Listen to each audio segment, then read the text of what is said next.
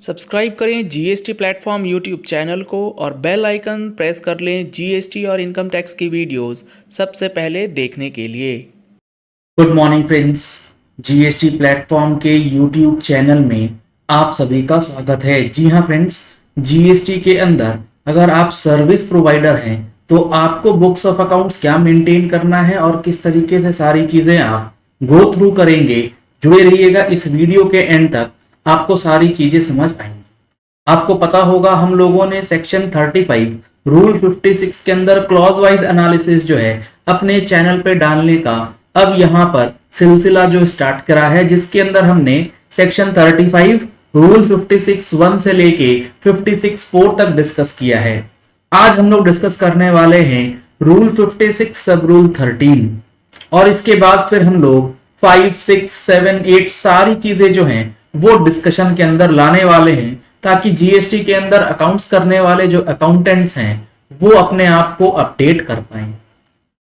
सब रूल 13 ये कहता है, रूल 56 का, every registered person supplying services shall maintain the accounts showing quantitative details of goods. अब ये ध्यान रखिएगा, अभी तक जो हमने डिस्कशन किया है 2 वीडियोस में, अगर आपने नहीं देखा है तो उस वीडियो को जरूर देख लीजिएगा ताकि आपको लिंकेज इसका पता लग जाए, क्योंकि कुछ ऐसी चीजें हैं जो कि हर एक रजिस्टर्ड पर्सन को करना है और कुछ स्पेसिफिक रिक्वायरमेंट्स हैं जो कि सर्विस प्रोवाइडर्स के लिए दिए गए। तो आपको दोनों चीजें साथ में मेंटेन करनी है।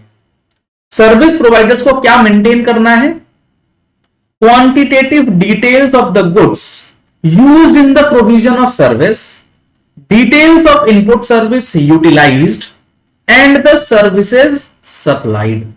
यानी कि अगर आप कोई सर्विस देते हैं, यानी कि आपका आउटपुट बनता है सर्विस से, लेकिन उस सर्विस को प्रोवाइड करने के लिए आपको कुछ ही गुड्स की रिक्वायरमेंट है, तो आप गुड्स परचेज करते हैं।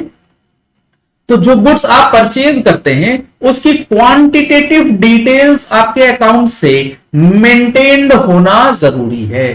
आप ये नहीं कह सकते हम तो सर्विस प्रोवाइडर हैं इसीलिए जो हमने गुड्स परचेज किया है उसके ऊपर हमारी कोई लायबिलिटी नहीं है, हम नहीं मेंटेन करेंगे, ऐसा नहीं चलेगा।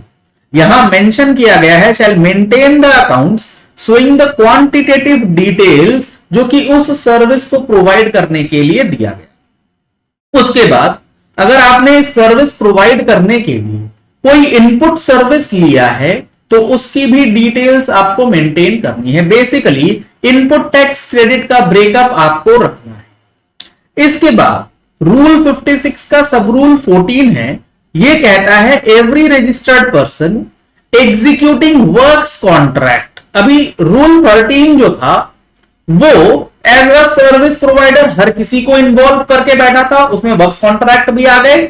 अगर आप वर्क्स कॉन्ट्रैक्ट का काम करते हैं तो आपको मटेरियल का, गुड्स का जो क्वांटिटेटिव नेचर्स है वो मेंटेन करना है।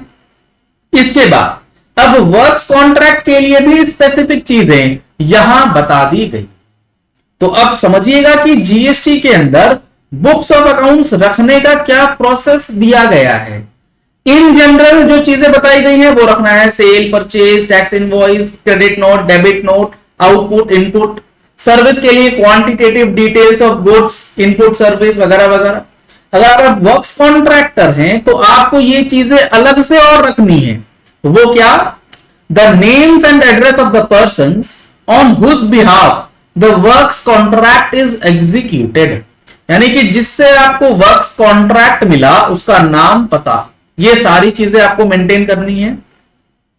Description of contract, value of contract and quantity. अगर आपको जनरल सप्लाईज का कॉन्ट्रैक्ट मिला कि आप इतनी चीजें सप्लाई करो, तो क्वांटिटी जहां एप्लीकेबल है या डिस्क्रिप्शन या वैल्यू ऑफ गुड्स और services received for the execution of works contract. यानी कि वर्क्स कॉन्ट्रैक्ट को करने के लिए उसका जो भी आप इस्तेमाल करते हैं इनवर्ड सप्लाई, तो वो सारी डिटेल्स आपको मेंटेन करनी है। Description, value, quantity of goods और services utilized in the execution of works contract. आपने 10 यूनिट खरीदा है तो आपने उस 10 यूनिट में से कितना यूनिट यूटिलाइज किया है उसका सेपरेट ब्रेकअप आप मेंटेन करें। The details of payment received in respect of each works contract. हर एक वर्क्स कॉन्ट्रैक्ट के रिस्पेक्ट में जो आपको पेमेंट रिसीव हुआ है उसका डिटेल्स मेंटेन करना है। क्योंकि यहां पर अगर आप सेक्शन 51 की बात करें जहां पर सरकारी वर्क्स कॉन्ट्रैक्ट होते हैं वहां पर टीडीएस का प्रोविजन भी लगता है, जहां वर्क्स कॉन्ट्रैक्ट की वैल्यू 2.5 लाख रुपए से ऊपर चली जाती है। तो उन सारी चीजों को चेक करने के लिए ये डिटेल्स मेंटेन करना है। And the name and address of the suppliers from हुम ही रिसीव द गुड्स और सर्विसेज। जहां से आप माल परचेज या सर्विसेज परचेज करते हैं उसका नाम और एड्रेस होना बेहद जरूरी है। तो जीएसटी के अंदर अकाउंट्स मेंटेन करना बिल्कुल भी आसान नहीं है। अगर आप कम पैसे लेकर के उल जुलूल काम कर रहे होंगे तो आगे चल के आपको दिक्कत आने वाली है, क्योंकि यहां पर जो रूल्स में मेंटेन करने के लिए बातें बताई गई हैं ये आपको फॉलो करना ही पड़ेगा। जो रिकॉर्ड यहां मेंटेन करने के लिए बताए गए हैं ये आप इलेक्ट्रॉनिक फॉर्म में भी कर सकते हैं।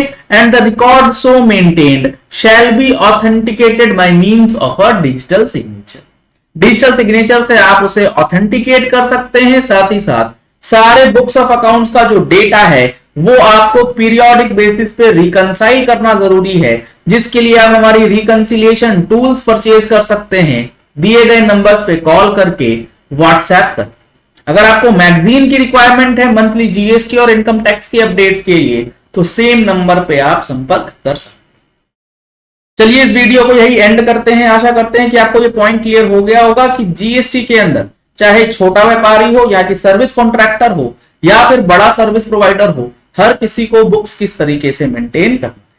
अगर आपने हमारे चैनल पे फर्स्ट टाइम ट्यून इन किया है तो चैनल को सब्सक्राइब करने के लिए नीचे दिया गया रेड कलर का सब्सक्राइब बटन प्रेस कर लीजिए। साथ में जो बेल आइकन है उसे प्रेस कर लीजिएगा ताकि वीडियोस की नोटिफिकेशंस आप तक रेगुलरली पहुंचती रहें। Thank you and have a nice day.